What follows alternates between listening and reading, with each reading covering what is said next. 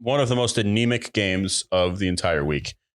When we placed this game, when we were doing the Week 7 preview, we said there's no way that the Tampa Bay Buccaneers can lose to the Panthers, who just traded Christian McCaffrey, who just traded Robbie Anderson, and who just fired Matt Rule. There's no way in hell that Tom Brady can let that happen.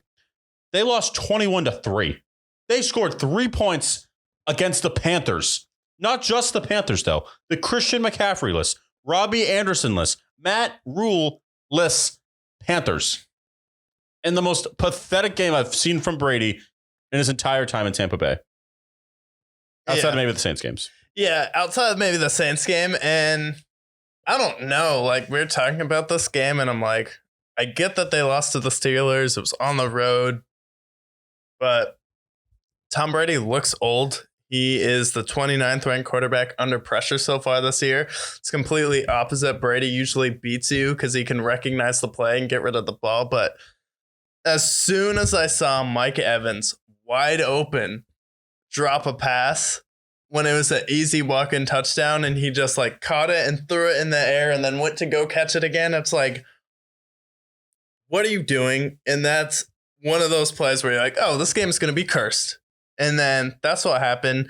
It was really close and it was like scoreless throughout the whole game. And then all of a sudden, late in the third quarter, the Panthers are like, are they really this bad? And it seemed like they got some confidence. Chuba Hubbard started running with some conviction. He's like, well, I feel like if we can stop them, if I can make a few plays, we're going to get it done. And then PJ Walker was even making plays in this game. And then the Bucs, I don't know. I don't think you can recover this year. It seems like their weapons have been so inconsistent.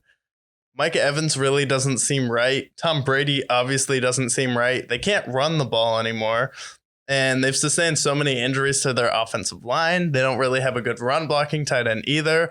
And that's going to hurt your run game a lot. So it seems like this is a really thin team that's sadly probably going to miss the playoffs, because I think if they keep on this trajectory and the Falcons keep on theirs, even though the Falcons aren't a great team, I think they'll try hard enough to win more games than the Bucs.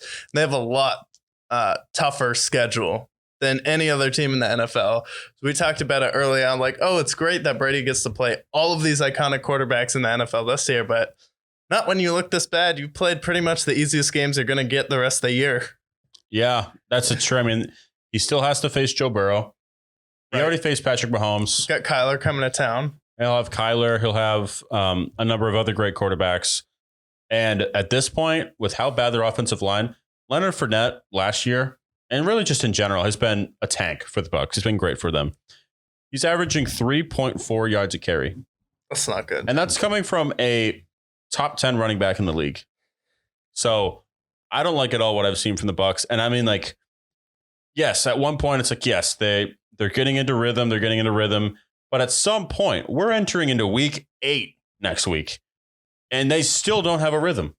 I mean, at some point, you got to go, okay, maybe this just isn't their year. Maybe they're actually done. Maybe the Bucs are one of those teams, because every year there's 5 to 7 new playoff teams. Maybe one of those teams from last year that don't make the playoffs are the Tampa Bay Buccaneers. Yeah, I think so. And I don't see a reason why they would compete for a wild card spot when you have the Cowboys and the Giants and, you know, even the Seahawks and the 49ers. And if the Cardinals come on strong later in the year, and then you have, I don't know, maybe the Packers stay in that hunt. I know the Bears looked pretty good the other night, but you're going to have teams that want it a lot more than you do. And kind of that team has been to the Super Bowl before. I just don't see that desire, especially on defense. I get the defense. There's only so much you can do, but the worse the offense gets, the worse the defense is going to play. And that's kind of just how it works through the NFL. If you start the year with a really hot defense, but your offense can't get it going, your defense kind of just falls apart. And then injuries wise, your offensive line, you've lost 3 players. You basically have all new starters except for 2 guys. You don't have a good tight end because Cameron Brate just went down. So now you're down a tight end.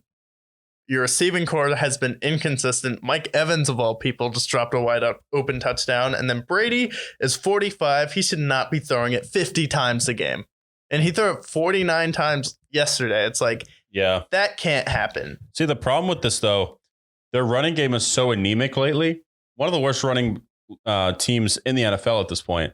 They have to throw it that many times because they can't move the ball at all. Yeah, they didn't even run it for 50 yards. That's pathetic. And that's with somebody who has Leonard Fournette, of all people. Yeah.